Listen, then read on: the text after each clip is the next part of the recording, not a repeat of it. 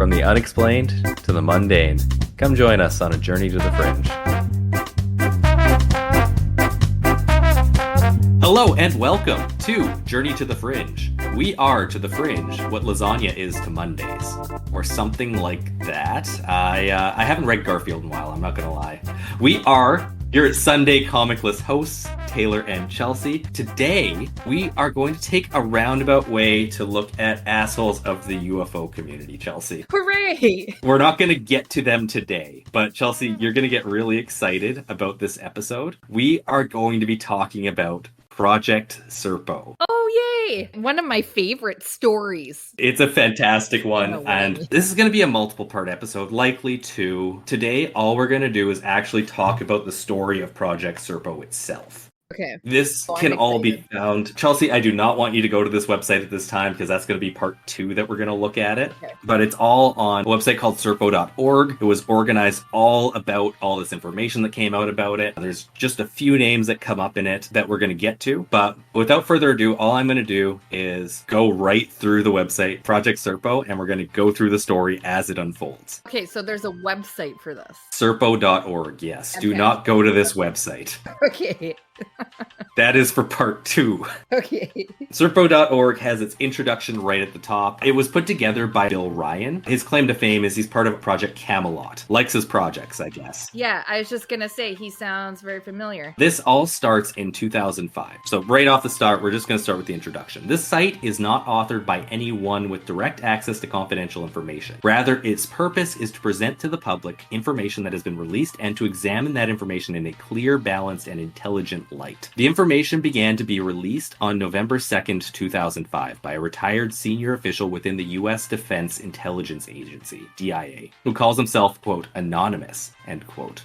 Until he chooses to make his name known, this is the way that he will be represented here. Anonymous reports that he is not acting individually and is part of a group of 6 DIA personnel working together as an alliance, 3 current and 3 former employees. He is the chief spokesman. Up to and including December 21st of 2005, the information was released in installments on a private UFO email list moderated by Victor Martinez. This name is always referenced when Project Serpo comes up. No idea who Victor Martinez is. I couldn't find anything about him. He apparently just ran a UFO email chain that he would send out like weekly emails. And it started with him and it moved on to Bill here. But it's not that important. The list at that time contained about 150 people, including many extremely well-known names within the UFO research community and related or leading-edge scientific fields. Until permissions are granted, their names will be withheld out of courtesy and to respect confidentiality. Those on the list have differing views regarding the veracity of the anonymous claims. However, the pedigree of the list as a whole is important to emphasize. There have been a substantial amount of intelligent discussions about the revelations. It's important to state that there are many senior people in the U.S. intelligence and military community who are taking this information very seriously. It may now be time to release this information to a wider audience in close approximation to the format in which it was originally made available. After December 21st, there was a long gap in the postings and many concluded that Anonymous had gone to ground or stopped his disclosures completely. There was no communication from him of any kind, and finally on January 24th, information was received by Bill Ryan, the author of this website, which was not initially sent to Victor Martinez. Subsequent information was also received by Bill Ryan and posted to this website accordingly. When sending the information to Victor Martinez, Anonymous wrote 85% of the material. Another 13% came from another source directly connected with the project, and the final 1 to 2% came from a ghost who canceled his email account as soon as he sent his information. It is not yet known whether this pattern will continue. Oh shit, that's terrifying. Just so everybody knows, if you ever need just an anonymous email, there's something called 10-minute mail. Like literally just type in 10-minute mail into Google, and it's a website that will create an email that only needs to last for 10 minutes and then it'll never exist again. So it's not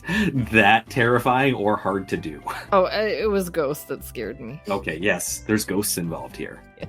Oh, right here, it's counting down. Yeah. I have no inbox. Okay, mail. You know what? Let's just get right into this start. So this is the first email that gets sent to Victor Martinez that gets sent out to all these people on this email list. First, let me introduce myself. My name is Request Anonymous. So not actually anonymous. He says Request Anonymous, and they're both capitalized. Okay, that's weird. I am a retired employee of the US government. I won't go into any details about my past, but I was involved in a special program. As for Roswell, it occurred, but not like the storybooks tell. There are 2 crash sites. one southwest of Corona, New Mexico, and the second site at Pelona Peak, south of Detil, New Mexico. The crash involved 2 extraterrestrial aircrafts. The Corona site was found a day later by an archaeology team. The team reported the crash site, and a deputy arrived the next day and summoned a state police officer. One live entity, that we call EBE, was found hiding between a rock. The entity was given water but declined food. The entity was later transferred to Los Alamos. The information eventually went to Roswell Army Airfield. The site was examined and all evidence was removed. The bodies were taken to Los Alamos National Laboratory because they had a freezing system that allowed the bodies to remain frozen for research. The craft was taken to Roswell and then on to Wright Field, Ohio. The second site was not discovered until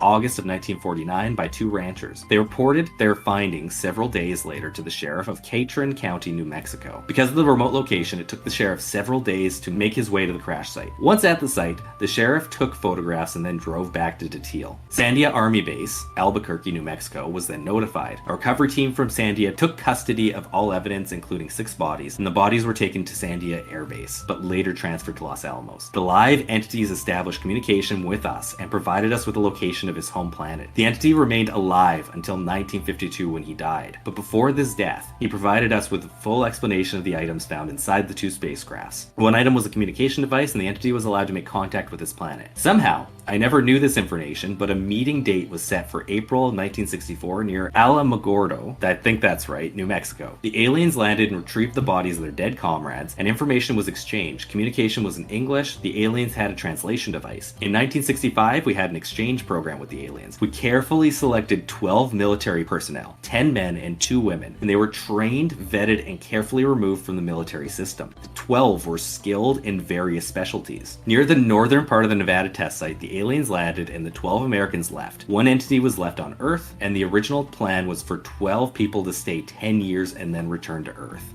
But something went wrong. The 12 remained until 1978 when they were returned to the same location in Nevada. 7 men and 1 woman returned. 2 died on the aliens' home planet, and 4 others decided to remain according to the returnees. Of the 8 that returned, all have died, and the last survivor died in 2002. Just so it's clear, I think what he's saying here is at 8 returned, but of those, 2 of them were dead, but they were returned, and the other 4 stayed. Okay, that makes sense. The returnees were isolated from 1978 until 1984 at various military installations. The Air Force Office of Special Investigations was responsible for their security and safety. They also conducted debriefing sessions with the returnees. I have never seen or read anything about the exchange program. I once heard a little bit of information from Linda Howe, but she didn't have much info. I've monitored your emails for about 6 months. I've read emails from you and others, but I've never seen nor heard the truth about the Roswell incident or the exchange program. I'd like to hear what others have to say about this. So that is the first official mention of this. It's from a completely anonymous source,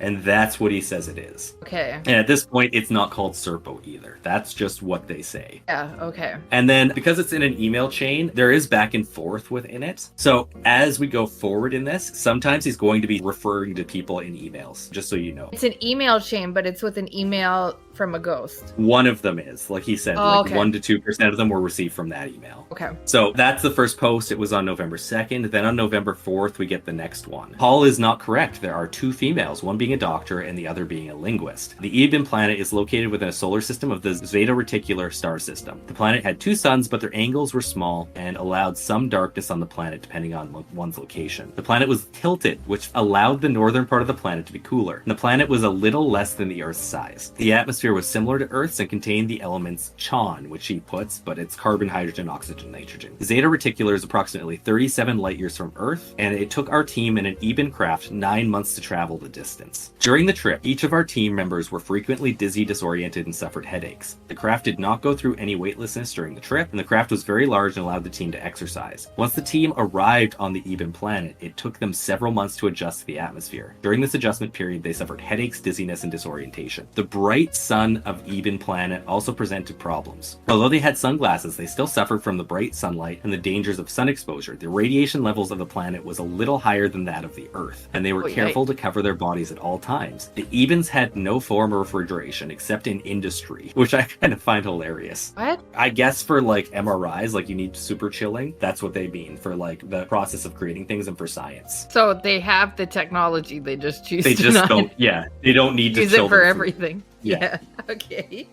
Yeah. The temperature of the planet at the center portion stayed around 94 to 115 degrees Fahrenheit, which is between 35 and 45 degrees. They did have clouds and rain, but not frequently. And at the northern hemisphere of the planet, the temperatures dropped to between 55 and 80 degrees, which is like 15 to 25 degrees. This was too cool for the Ebens, or at least most. Our team did find Ebens living in the north, but in very small villages. Our team eventually located to the north in order to stay cool, and the ground transportation used by our team was similar to a helicopter. The power station was a sealed energy device that provided electrical power and lift for the craft. It was very easy to fly, and our pilots learned systems within days. The Ebens did have vehicles which floated above the ground and did not have any tires or wheels. There were leaders, but no real form of government. There was virtually no crime seen by the team, and they had an army, which also acted as the police force, but no guns or weapons of any type were seen by our team. They were regularly meeting within each small community. There were regular meetings within each small community, and there was one large community which acted as the central point of the civilization. All the industry was at this one large community, and there was no money. Every Eben was issued what they needed, no stores or malls or shopping locations, and there were central distribution centers where Ebens would obtain items of needs. All Ebens worked in some capacity, children were kept very isolated, and the only trouble our team members got into was when they attempted to photograph Eben children. The army politely escorted them away and cautioned them not to do it again. That's the end of that one.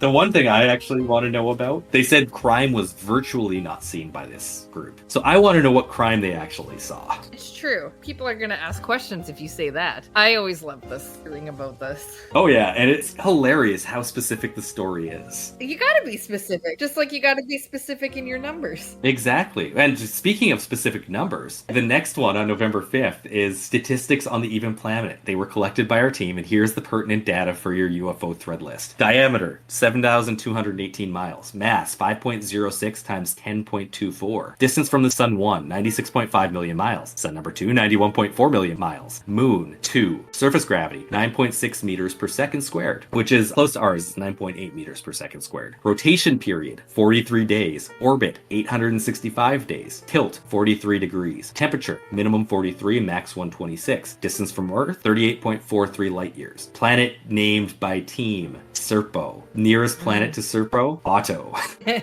Distance, 88 million miles. Colonized by Ebens with research base, but no natural inhabitants on planet. Number of planets in Eben solar system, 6. Nearest inhabited planet to Serpo, the name Silas. Silas is made up of creatures of various types, but no intelligent life forms, and Ebens use the planet to mine minerals. Distance to that one, 434 million miles. We did have visitors from 9 other star systems, and the Greys, which some people characterize as being like the Ebens, were not. They came from a planet near Alpha Centauri A. There's a third class of visitors that came from a G2 star system in Leo, and another class of visitors came from a G2 star system in Epsilon Eridani. The visitors were classified by a code. The codes, which was classified in itself, was extraterrestrial entities, ETE. ETE2 were the Ebens, which EBE is what he calls them, but after this he calls them Ebens. The Greys were ETE3, and so on. The Red Book lists 9 different visitors, and we determined recently that some of the visitors were the same type of race, but a mechanical life form, and they were hybrid beings that were created in a laboratory rather than by natural birth. The creatures were more like robots, and although they were intelligent and could make decisions, they might be the hostile visitors that some people report. To the best of my knowledge, we have not had any visitations since 1985 from the Ebens. We don't read all of them because there's a ton and it would take a long time to actually get through all of them, so I'm just kind of picking the highlights from here. This is November 9th, The Force post by Anonymous in 2005. Thanks for forwarding my information to your email list without IDing me. I realize it might be a little difficult for you to keep my name confidential with the mounting pressure enormous, but I don't wish to reveal it at this time. Perhaps to Richard C. Doty in due time, as his questions and online demeanor seem to be the most fair, open-minded, and his questions posed were the most reasonable as I monitor the online feedback after each new posting. Shut up. Is this guy anonymous? Yeah, this is the anonymous This guy's Richard Doty.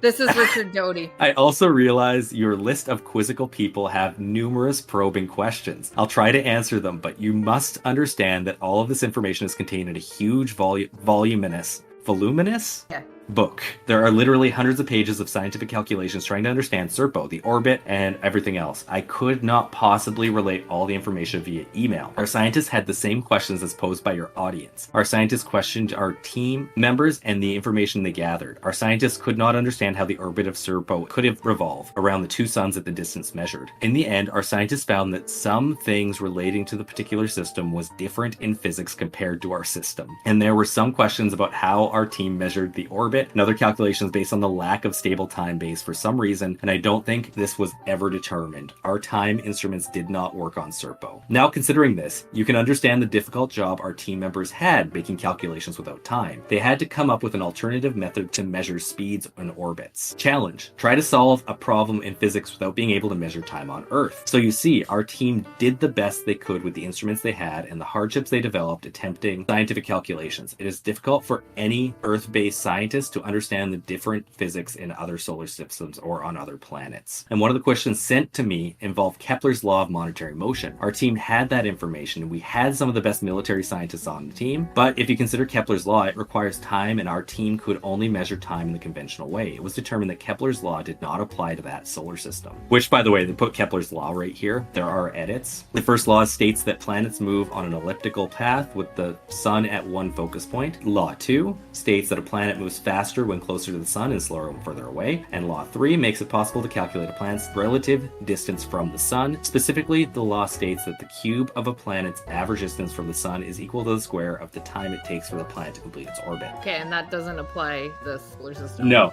Apparently, because we need time to measure it and they didn't have time, because we use, like, Earth is all based around basically our orbit and our rotation around the sun. This doesn't actually make any sense, though, because, like, they've been talking a long time, and I'm not a physicist, but you can use quasars as a very consistent timing base. So I've heard that consistently from astronomers and physicists, so this just straight up isn't true.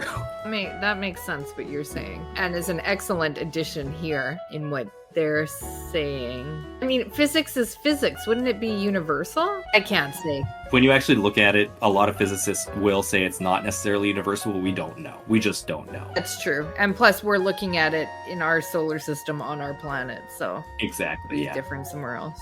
Okay. Serpo was estimated to be about 3 billion years old. The two suns were about 5 billion years old, but only by estimation. The Eben civilization was estimated to be about 10,000 years old, and they evolved from another planet, not on Serpo. The original home planet of the Ebens was threatened with extreme volcanic activity, and the Ebens had to relocate to Serpo in order to protect their civilization. This occurred about 5,000 years ago. The Ebens had a great interplanetary battle with another race about 3,000 years ago, and the Ebens lost many thousands in their battle. The Ebens completely eliminated all of their enemies, and the Ebens never fought another war since. The Ebens have been space travelers for the past 2,000 years, and the Ebens first visited Earth about 2,000 years ago. The Eben civilization was so structured that they planned the birth of each and every child, spacing them apart to allow the proper social grouping of the civilization. Eben children matured at a super rate compared to Earth children, and our team watched live births attended by an Eben doctor, and then watched the development of the child over a period of time, team members' time. And they matured at an alarming rate. The Ebens had scientists, doctors, and technicians, and there was one educational facility on the planet. If one was chosen, you attended the facility and learned the job one was best qualified and suited for. Although it was extremely difficult to judge or measure, the team estimated each Eben's IQ to be 165. No idea how. I like how that was set up. Okay. Yeah.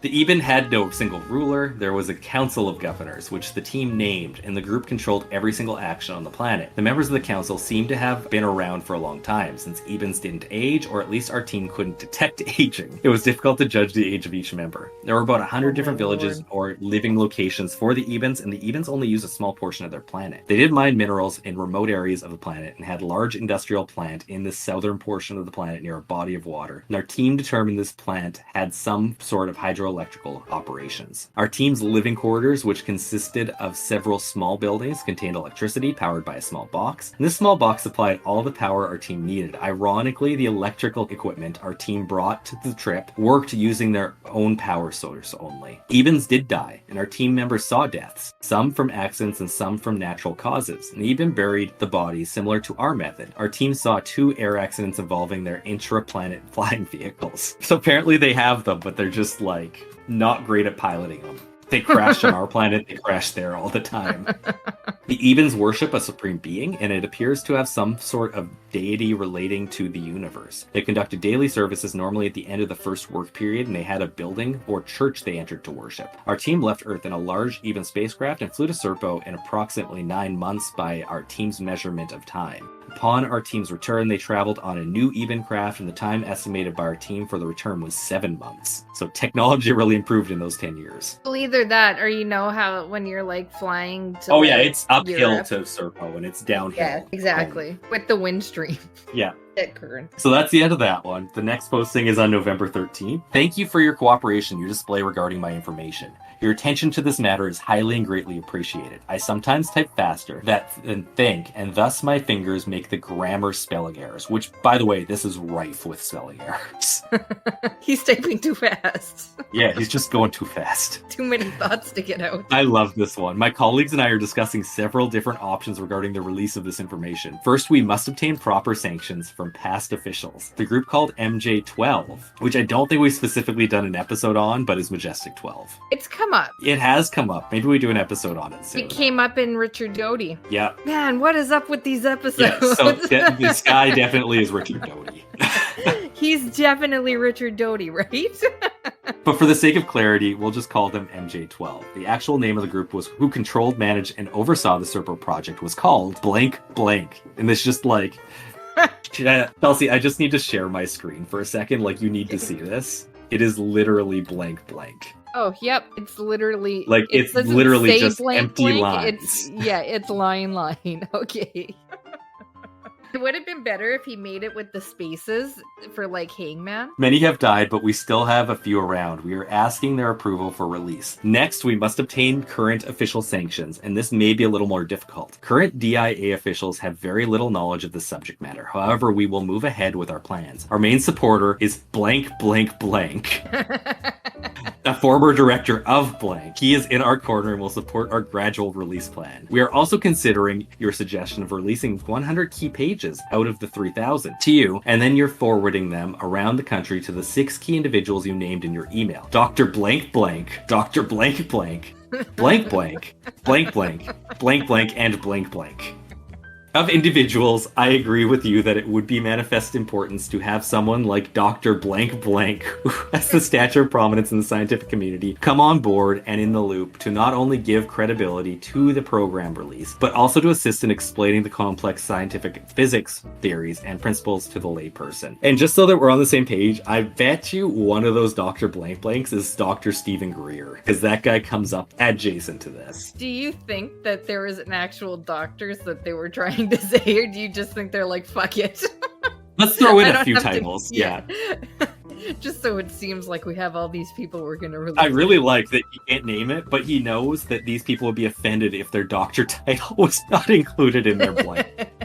Yeah, most doctors are. And that's the end of that one. And then the 6th one comes on November 14th, 2005. You will be honored one day for providing assistance in our release of information. Many thanks. I do not feel that a dialogue or argument with non-believers would benefit our cause. They have the right to criticize our information, but none of them will ever be involved in the final process. This was a gigantic problem, to say the least. It took our linguists, and sorry, this is like him answering some of the questions that are coming up. And I think the question is like, how did you communicate? This was a gigantic problem, to say the least. It took our linguist specialists several years to adequately establish a form of communication with the Ebens. A group of Ebens learned to understand English and a few other languages. The group contained the Travelers, as our team called them. Our team members connected themselves with the Travelers, although the team couldn't always understand their responses. The Eben Travelers understood our team most of the time, and during this time period, the only exchange of information was simple. The Travelers did not fully understand all words in our language. Later, the Ebens called our language too complicated and difficult to understand. Their IQ is 165, remember. We eventually determined the Eben tonal language to be very complicated and extremely hard to translate. We were able to record their language and then play it back, listening to each tonal dialect and each tonal bar. Eventually, we crudely translated some of the language, and we started with simple items, for example, the flying object that they used to travel around their planet on. Yeah, that's what I would start with too. Yeah. Then things like houses, roads, foods, clothing, their sun, their planes, etc. Although we did establish some form of communication, it was crude and not always helpful for our team when something complicated happened. For example, when our first team member died in an accident, it was hard to communicate with the Evens. The members died instantly, therefore no medical care was provided. Our 2 doctors examined the members' bodies and determined the injuries were consistent with an accidental fall from their dangerous crafts. I was just gonna say. Yeah. Initially, the Evens never interfered with our care or offered to provide any of their medical care. However, once the Evens, a very benevolent and caring people, saw our team members crying, the Evens stepped in and offered to attempt some sort of medical care. Although our doctors felt the team member was medically dead, they allowed the Evens to try their own medical care. Most of this was either through sign language or speaking to the travelers who could understand some English. The Evens transported the team member's body to a remote area of the largest community, and they took the body into a large building, apparently their hospital or medical center. And the Evens used a large examination table to view the body. The Ebens ran a large bluish-green light over the body. Why do blue lights come up so much? Is it just because they're so sci-fi? Probably. They, look cool. The Ebens watched a display that appeared on a large screen that looked like a television screen, and the readouts were in the Eben written language, and thus our team could not understand it. However, there was a graphic display similar to a heatbeat graph. It says heatbeat. I think he means heartbeat. He is a bad speller, he said. He's typing his He's English just going too so fast.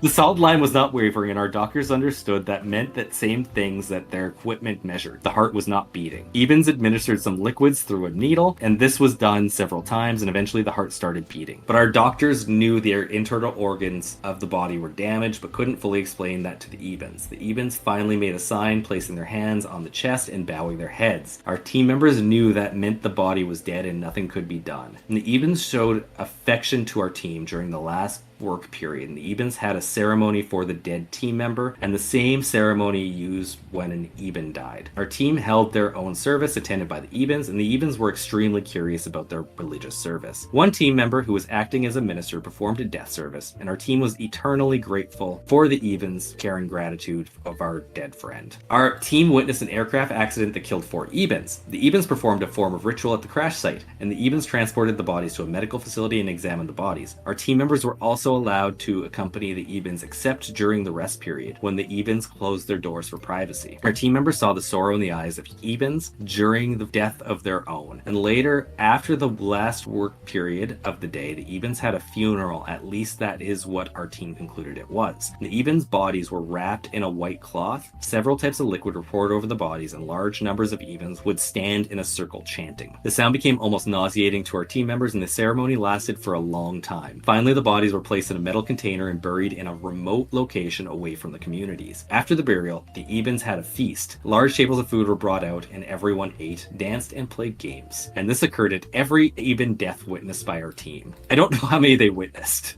because I thought they said it was pretty damn rare. This is weird. Okay. The individual Eben families lived a simple life. Their homes were constructed of clay, some types of material similar to wood, and some metal. The houses all looked the same. They appeared to be something from the Southwest, looking like adobe, which is like the New Mexico style. So that's probably why all the aliens are in New Mexico. It's because it looks like it there. Well, that's where Richard Doty is. The interior of the house consisted of 4 rooms. One sleeping room where all the Ebens slept in the same room on mats, a food preparation room, a family room, and a small waste room. This brought up an interesting point for our team. The Ebens did not have a physiological need to release body waste as we did. The Ebens had small collection locations in their residence for their body waste, but the Eben body was extremely efficient in processing all food taken in. Their body waste consisted of a small amount of fecal matter, similar to that of a small cat dropping. Oh, I'm glad I have this information now. Chelsea, just so that we're both on the same page, I clearly think that Richard Doty's typing so fast, and he just is looking out his window at the houses of New Mexico, and he also saw his cat pooping beside him, and is just writing a stream of consciousness. I feel like he's not able to draw from anything that is outside his experience.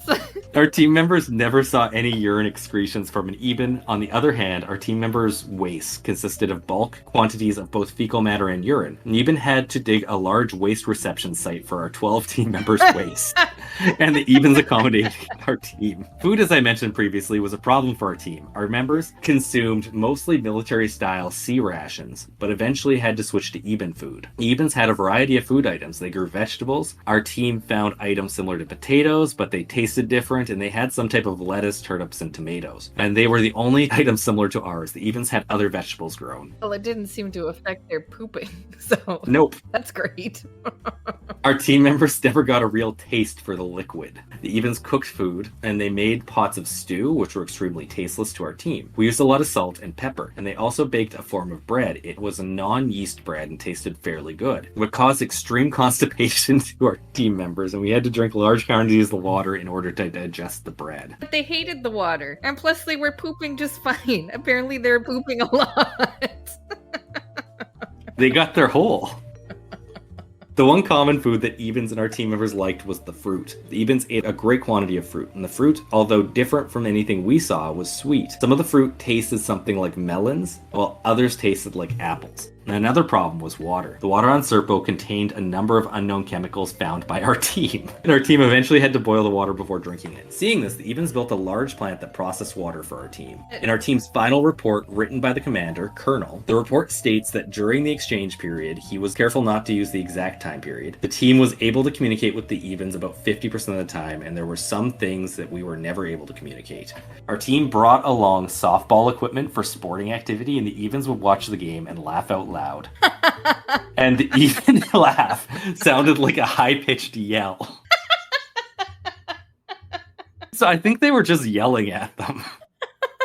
Can I just ask a question? The water, it said it was made up of chemicals that we don't know. Yeah. But, like, I wouldn't expect that if you're boiling water here that it would take the hydrogen or the oxygen out of. Well, no, and water has to be it. hydrogen and oxygen. That's what makes it water. I don't know what they mean by there is other chemicals in it that we didn't know. Okay, that was my question. I just don't understand it. Maybe they're drinking a different form of water or something. Like physics don't apply there. Maybe chemistry doesn't apply there. Yeah, maybe so anything's water if it's liquid enough. Yeah, true. So, I mean, if it's made up of different elements, you wouldn't be expecting to boil that out of it. No, exactly. That's the weird thing. And like, technically, yeah, it should remove it, but like, we don't know what those chemicals are. So how do we actually know what's going to remove it? Yeah, exactly. Okay. I just had to bring up that point. So yeah, they're watching them play softball. That's where we left off. They're yelling at them, which is laughing apparently. And eventually the Evens started playing the game, but never got used to catching the ball before it hit the ground. Our team also played touch football. Again, the Evens watched the game intensely and then played it themselves. But again, like softball, the Evens never figured out that they had to catch the ball before it hit the ground.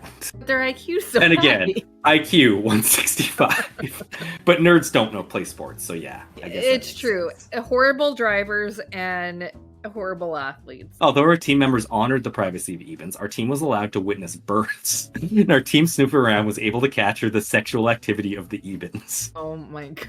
The males and females had similar sexual organs and performed intercourse. I don't know if they meant like similar sexual organs to us or just they had the same organs as each other. That would be a good... But I'm going to repeat that again. The male and females had similar sexual organs and performed intercourse. You bring up a good point. That doesn't differentiate between what you're saying. Okay. The frequency of sexual activity was not recorded as being as often as our society performed. It was believed that they performed the act for pleasure and reproduction. That's the end of that one. Okay, that's confusing. That's a confusing one. Okay. Next up, November 17th, 2005. Our team contained 2 geologists, and they were also cross-trained as biologists. The first thing our geologists did was map the entire planet, and the first step was to divide the planet in half, thus creating an equator. And then they established a north hemisphere and south hemisphere. Within each hemisphere, they created 4 quadrants. Apparently, the Ebens had never done this or thought to map their planet out, so... I'm just assuming this. Okay.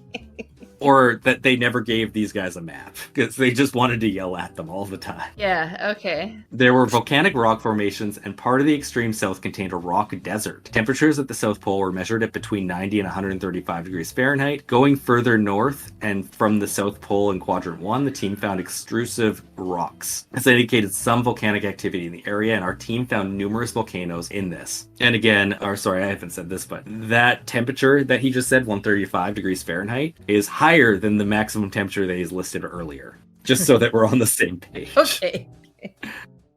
The radiation levels were lower in the northern hemisphere than at the equator and the southern hemisphere. The North Pole contained cold weather, and the team saw the first sign of snow. Blankets of snow littered the landscape around the North Pole, and the snow measured about 20 feet at its steepest. And again, this is a place that never went below 55 degrees Fahrenheit, which is well above freezing. But the temperature was a constant 33 degrees Fahrenheit, well below the temperature range.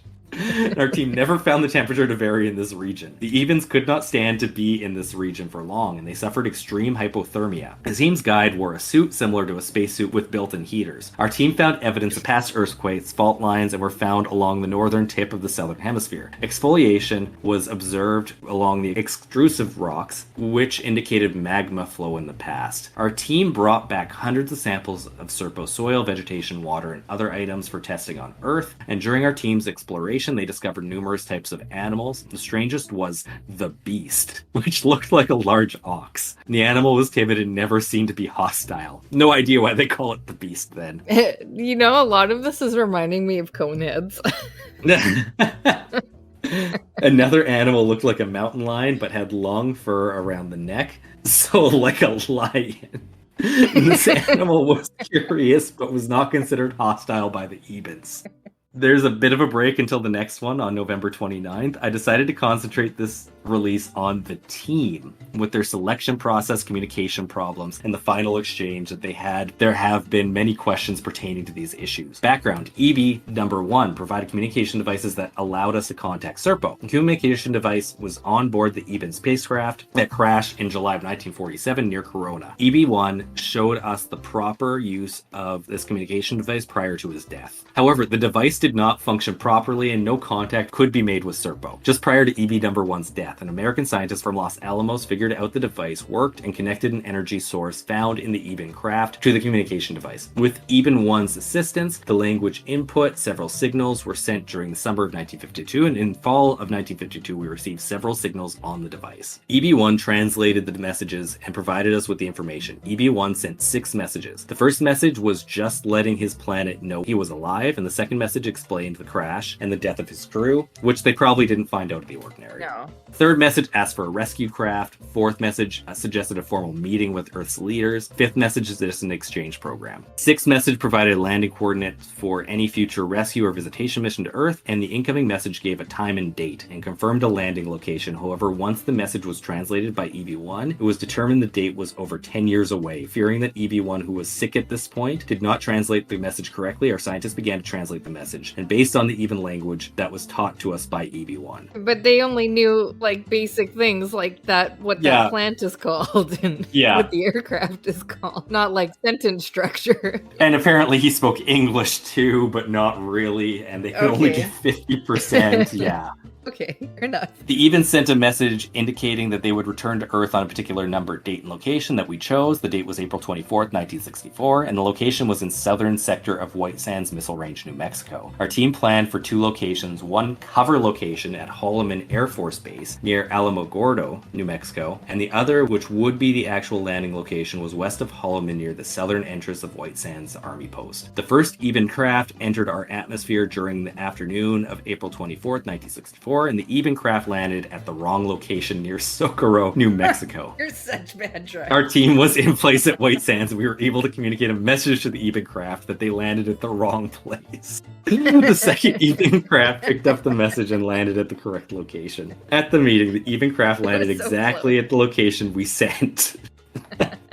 There were 16 U.S. senior government officials on the ground. Some were political and some were senior officials, including military officers. The Ebens exited their craft and walked under a pre-located canopy. The Ebens gave gifts of their technology, and the Eben had a crude translator device. It appeared to be some sort of microphone with a readout screen. The senior U.S. officials was given one of the devices, and the Eben kept the other one. The official spoke into the device, and the screen showed a printout form of the voice message, both in Eben and in English. It was crude and hard to understand everything that was said, and the exact transcript of the meeting won't be discussed at this time. The Ebens decided to make the exchange, but not until the following year. July 1965 was set, and the location decided upon was Nevada Test Site. Planners did not wish to keep the same location for fear of something might leak, and they had trouble finding it. Like, they finally found it. Why would you change?